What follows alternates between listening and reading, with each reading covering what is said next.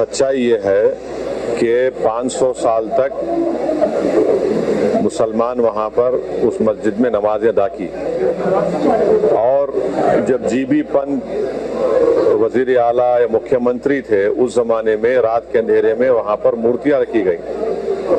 तो कानून ये कहता है 145 CRPC कि अगर मैं किसी के घर में जाकर कब्जा कर लिया तो आप उसको बंद करके निकाल देते।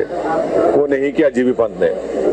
फिर वहाँ एक उस जमाने में एक डिस्ट्रिक्ट मजिस्ट्रेट होते थे, उनका नाम था नायर साहब ने मस्जिद को बंद कर दिया, मुसलमानों को आने से रोक दिया, और फिर वही नायर साहब 1950s में जनसंघ के MP बने लोकसभा में। फिर ये सिलसिला चलता गया, मुसलमान तो महरूम हो गए इबादत से। 1986 में उस जमाने में बगैर मुसलमानों को सुने एक 26 पेज का ऑर्डर कोर्ट ने दे दिया। उस जमाने में कंप्यूटर नहीं था, 5-6 मिनट की सुनवाई में 26 पेज का ऑर्डर दे दिए। तो यानी पहले से टाइपशुदा ऑर्डर था। और जज साहब अपनी किताब में लिख रहे कि मैं ये फैसला इसलिए दिया क्योंकि मेरे को ऊपर से इशारा हुआ। और इशारा क्या हुआ? जज साहब अपनी किताब में लिख रहे कि मेरे घर की दीवार पर और कोर्ट की दीवार पर मैंने 2 दिन तक एक काले बंदर को बैठते हुए देखा। तो बूटा सिंह मत शिलान्यास कर दिए।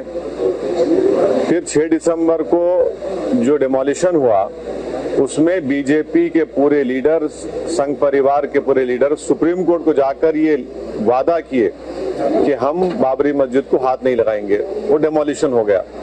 अब तक सुप्रीम कोर्ट वो कंटेम्प्ट पिटीशन हियर नहीं किया।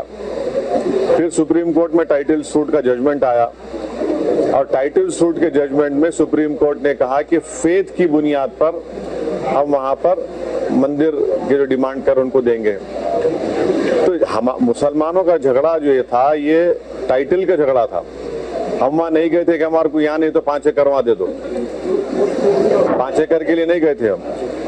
तो ये फेथ की बुनियाद पर जब फैसला आया तो मैंने उस वक्त भी कहा, आज भी कह रहा हूं कि वो जजमेंट के बाद ही बीजेपी और संघ परिवार के हौसले बहुत बुलंद हो गए।